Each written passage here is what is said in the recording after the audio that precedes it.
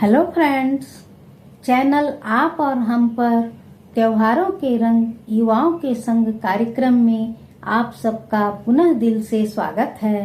पिछले एपिसोडों में हमने गणगौर पूजा फेस्टिवल के बारे में बहुत सी बातें की हैं। आज हम उसके आगे की रिचुअल गणगौर विदाई यानी गणगौर विसर्जन की बातें करेंगे। तीज को सुबह धूमधाम से गीत गाते हुए हमने अंतिम दिन की गणगौर पूजा की थी। अब शाम को आज ही उनकी विदाई होती है, उसकी चर्चा करते हैं।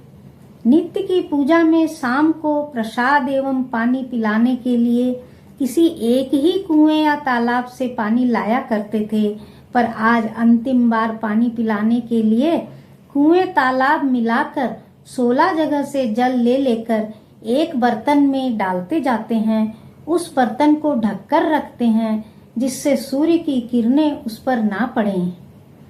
पानी लेकर आने के बाद गणगौर के लिए पूजा की तैयारी करते हैं। उसमें एक ब्लाउज पीस और एक गोद तैयार करते हैं। गोद के लिए मिठाई अथवा गुड़, मूंग, चावल जरा सा, एक नगद सिक्का एवं 2-4 दूध के दाने लेकर एक लाल कपड़े में पोटली बना लेते हैं। उसे ही हम गोद या लटबीदड़ी कहते हैं।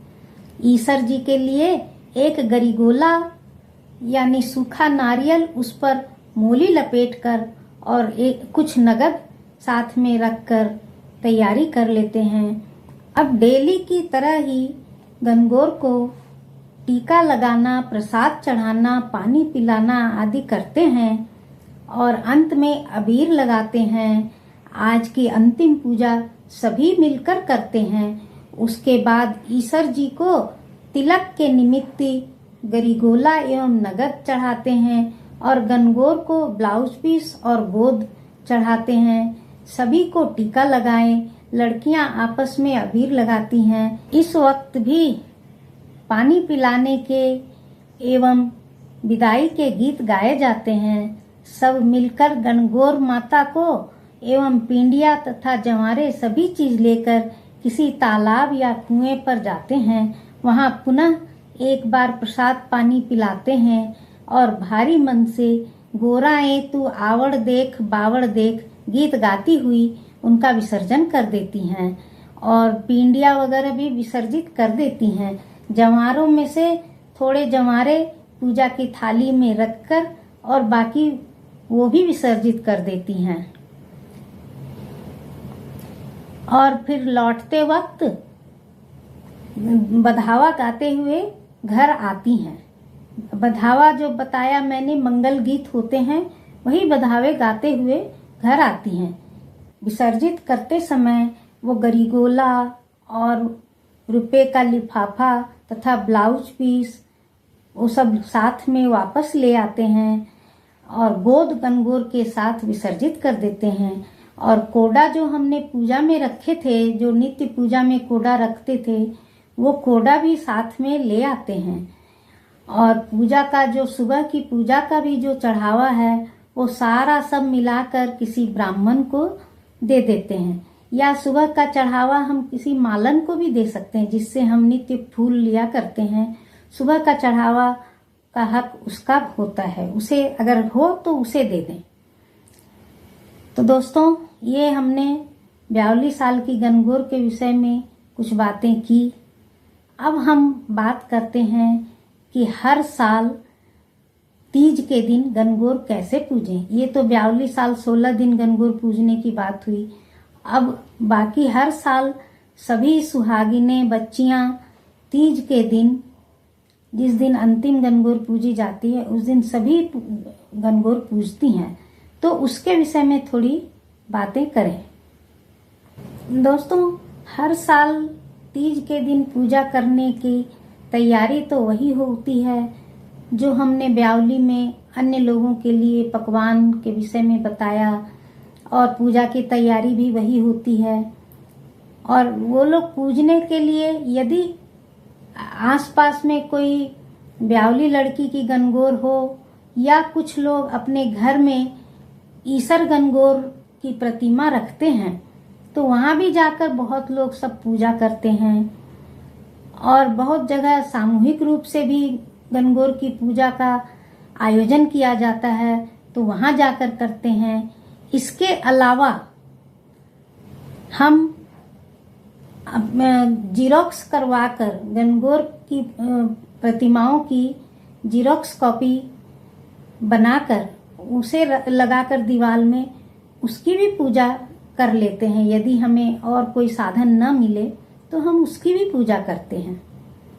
तो पूजा की विधि तो वही है जो हमने उसमें बताई अंतिम दिन की, और गणगौर के विषय में अभी आपको बताया, तो इसमें से किसी भी तरह से कर लें। अब हम बात करेंगे कि ब्यावली लड़की को गणगौर जब 42 साल की पूजा लेते हैं, उसके बाद दूसरे साल या अन्य किसी साल जब मौका लगे तो उसे एक बार पुनः गणगौर का उज्जमन कराया जाता है। उसके विषय में ये बहुत ही आवश्यक है, ये हर ब्याहता लेडीज को करना चाहिए। तो इसके विषय में हम थोड़ी बातें समझें। करने के लिए कुछ तैयारियां पहले से की जाती हैं, जैसे उसमें 17 सुहाग पिटारी होती है। तो हर पिटारी के लिए सुहाग का सामान जैसे चूड़ी, बिंदी, काजल, सिंदूर, मेहंदी और मिरर, कंघी, एक एक ब्लाउज पीस, ये सब मिलाकर आप 11 सामान कर सकते हैं। इच्छा हो तो 13, 15, 17 आप कर सकते हैं अपनी इच्छा अनुसार।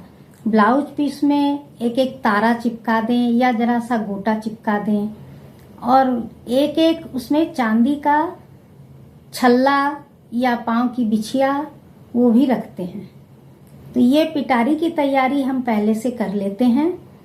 और 2 साड़ी ब्लाउज और 16 पिटारी तो एक जैसी ऐसी बना लेते हैं। एक पिटारी में एक सोने की छोटी नथ भी रखते हैं, क्योंकि वो पिटारी सासू माँ की होती है। उसमें थोड़ा पहले तो 5 गहने रखे जाते थे, पर अभी के समय में एक सोना का और एक चांदी का सामान तो अवश्य ही रखना चाहिए। बाकी अपनी इच्छा अनुसार आप जो भी रखें, और उसके ऊपर एक नगद लिफाफा रहता है। तो ये तैयारी अलग करके उसके बाद फिर पूजा के लिए पहले दिन बुंदिया वगैरह बना लेते हैं, और जिस दिन पूजा होती है उस दिन पूड़ी उतारते हैं। तो बुंदिया, पूड़ी, सब्जी आदि की रसोई बनती है। आजकल लोग बाजार से डब्बे भी मंगवा लेते हैं मिठाई के, और तो पर मिठाई के डब्बों में दोस्तों बाना के समय नमकीन सामान साथ में डब्बों के नहीं रखते हैं। वो आप देने के लिए नमकीन का अलग रख लें, और बाना के लिए सिर्फ मिठाई के ही डब्बे रखें। और घर में अगर आप पूड़ी सब आदि बनवा रहे हैं तो 2-2 या 4-4 पूड़ी ऊपर बुंदिया रखकर 17 जगह रखा जाता है। तो ये तो तैयारी हो गई। अब हम नित्य की उसमें जिसको गणगौर उजनाना है उसको पहले दिन मेहंदी लगवा देते हैं, जिससे उसके दाहिने हाथ में मेहंदी के साथ सथिया करवाते हैं और बाएं हाथ में कलश करवाते हैं। उसके बाद गणगौर पूजा जिस दिन दूसरे दिन जब सुबह पूजा करती है तो गणगौर बनाई जाती है। उसमें आप चाहे सामूहिक रूप से कहीं पूज रहे हो तो भी उज्जमन वाली के लिए 2 गणगौर, ईसर और गणगौर, एक छोटी प्याली में 2 मिट्टी की मूर्ति अवश्य बनाते हैं। उन्हें रंग कर, कपड़े पहनाकर और गहने वगैरह पहनाकर, मुकुट लगाकर तैयार करते हैं, और वो उज्जमन वाली के लिए वो जरूर रखी जाती है। वो बाकी जो भी आपने जीरोक्स वाली की हो या किसी के घर पे पूज रहे हो या घर पे मंगा के पूज रहे हो गणगौर, पर उसके साथ में अपनी जो बनाई है उसकी पूजा भी करते हैं। तो गणगौर की पूजा तो जैसे हमेशा करते हैं वैसे ही कर लें। उसके बाद पूजा करने के बाद वहां पर सारे गीत वगैरह गाने के बाद पाटा एक रखकर पाटा पर एक परात रखें, उसमें बीच में सथिया करके उसके ऊपर 17 जगह पूड़ी बुंदिया या मिठाई के डब्बे जो भी आप रखें वो रख दें। ऊपर से दोनों साड़ी ब्लाउज रखें और उसके ऊपर नगद रखें और बाकी सभी पिटारियां भी अगल बगल में उसी पर रख दें। रख करके उसके बाद उसके हाथ से वो चमचे में घी लेकर पहले चिरचवा दें, फिर चमचे में घी लेकर उसे मूली से लपेट कर और चुंदड़ी के पल्ले से उसे पकड़ लेती है और एक एक बूंद गिराते हुए 2 बार फेरती है हाथ और 5 बार फिर चुंदड़ी का पल्ला हाथ ढककर वैसे फेरती है। उसके बाद धोक लगाती है। तो ये गणगौर के उद्यापन का उजमन का बाना हुआ। दोस्तों उसको उजमन कराने का अलग ये प्रसाद चढ़ता है और डेली जो पूजा हर साल जो पूजा करती है उसमें उसके घर में जो भी चढ़ावा चढ़ता है, फलिया हो, हलवा पूड़ी हो, वो भी चढ़ाती है। वो उससे भी चढ़वाएं वो। और उसके अलावा ये बाना निकालें। बाना निकाल कर थाली एक बार सासू माँ को हाथ में देकर पूरी परात, उसके बाद धोख खा लेते हैं। फिर उसमें से एक कुड्डी बोलते हैं उसको, वो निकाल कर गणगौर माता के पास रख दें और वो बीच में एक जो बड़ी पिटारी है वो होती है वो सासू माँ को दे दें। उसके अलावा बाकी 15 और कोई भोजन करने वाली हो तो उन्हें सबको खिला करके वैसे उनको दक्षिणा के रूप में वो पिटारी दे दें। नहीं तो अगर किसी के घर भेजना हो तो सबको खाने का रसोई और वो पिटारी सबको दे देते हैं और सबको धोख खा लेते हैं। तो ये कुछ उजमन की बातें हुई। एक प्लेट में 4 पूड़ी बुंदिया गणेश जी का भी रखते हैं। तो पहले उसी में हाथ जोड़ते हैं चिरच कर, उसके बाद फिर बाना निकालते हैं। यदि मिठाई के डब्बे मंगाए हों तो पहले वो एक डब्बे में वैसे हाथ जोड़ लें गणेश जी के लिए, वो आप ब्राह्मण को दे दें या घर में कोई छोटे बच्चे हों लड़के उन्हें खिला दें।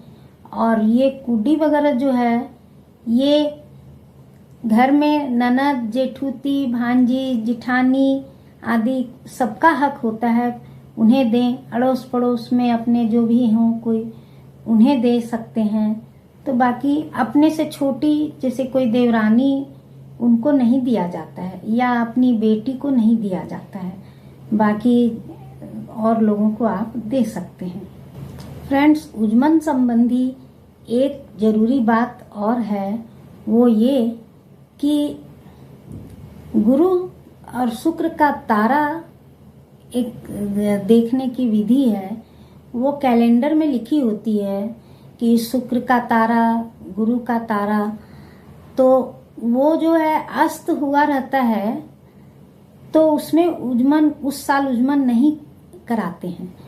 और तारा जब उदय हुआ रहता है तभी उजमन होता है। इस बात का पता लगाकर ही उजमन की तैयारी करें। तो दोस्तों, मैंने कोशिश की है कि अपने तरफ से हर बात समझाने की, तो आप लोग को समझ आई होगी मैं उम्मीद करती हूँ। और वीडियो आप लोगों को पसंद आए तो लाइक एवं शेयर अवश्य करें और प्लीज़ चैनल को सब्सक्राइब करें ताकि वीडियो आप तक आसानी से पहुँचे और मेरा उत्साह बढ़े कि मैं आगे कोशिश करूं कि और अच्छी से अच्छी जानकारी आप लोगों तक पहुंचा सकूं। जय श्री राम दोस्तों, जय गणगौर माता, जय जय।